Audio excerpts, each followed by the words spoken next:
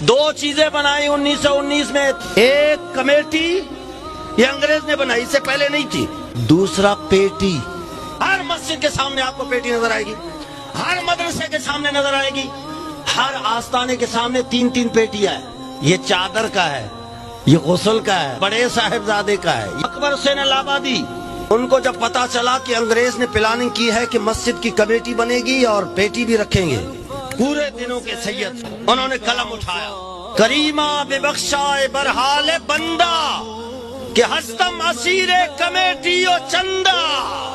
اکبر حسین الہ آبادی نے 1919 میں یہ شعر لکھا۔ کبھی کسی اسکول کے سامنے آپ نے چندے کی پیٹی دیکھی؟ کبھی کسی کالج یونیورسٹی کے سامنے دیکھی؟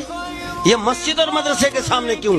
تاکہ یہ یتیم یوں لگ جائیں، بھکاری نظر آئے، بھیک منگا نظر آئے، کوئی اپنے بچوں کو دین پڑھانے کی وہ سنس ہے نا وہ ختم کر دے۔